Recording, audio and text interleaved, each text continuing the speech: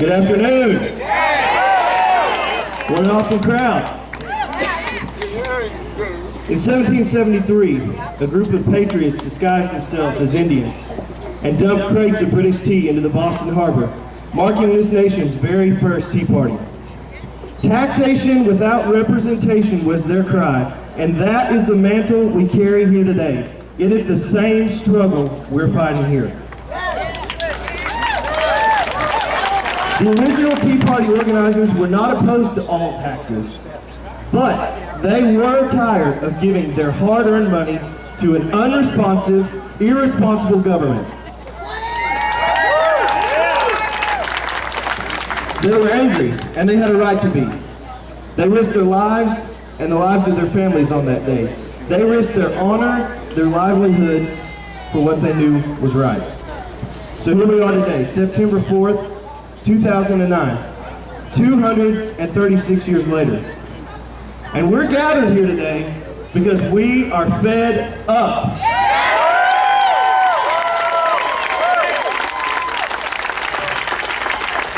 We live in the freest, greatest, strongest nation in the history of the world. And yet, we are losing our liberties right here. The enemy is no longer the British government, but a government that was designed to be ours. A government of the people, by the people, for the people. Is that the government that you know? I didn't think so. It is a government of waste, corruption, and of theft. Taxation without representation was the banner of our founders, and it is the banner we are now charged with. Through this Tea Party and the others across America, we are continuing their fight. Give me liberty or give me death, said Patrick Henry. Thomas Jefferson said, I've sworn upon the altar of God, eternal hostility against every form of tyranny over the mind of man. Today, my friends, we most certainly face tyranny in America. We face a tyrannical threat from within our own borders, as the national government extends their power through heavy taxation, controlled education, and the commandeering of our private industries. The government instituted to protect our freedoms now infringes upon them more than ever, and our liberties, in addition to our finances, have been taxed enough already.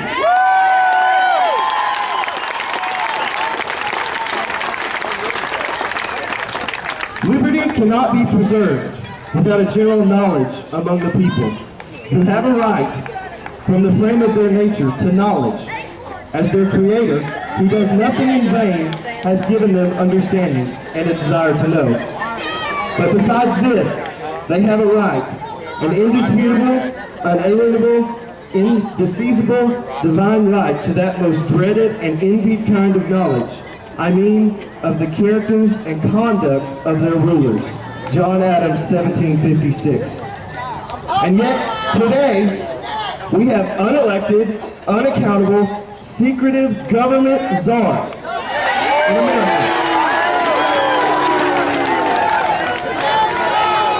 Czars that advocate compulsory abortion. Czars that advocate the criminalization of hunting in America. And a State Department lawyer who advocates for the use of Sharia and international law in America. It is time.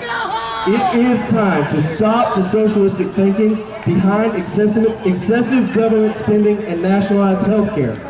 It is time that we heed the warning of Thomas Jefferson, given 200 years ago. He said, a constitution of government once changed from freedom can never be restored. Liberty once lost is lost forever.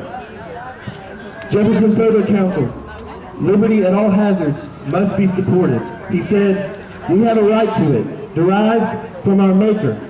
But if we had not, our fathers have earned it for us, at the expense of their ease, their estates, their pleasure, and their blood. Jefferson and other revered men laid America's groundwork with equality, freedom, and justice. Because of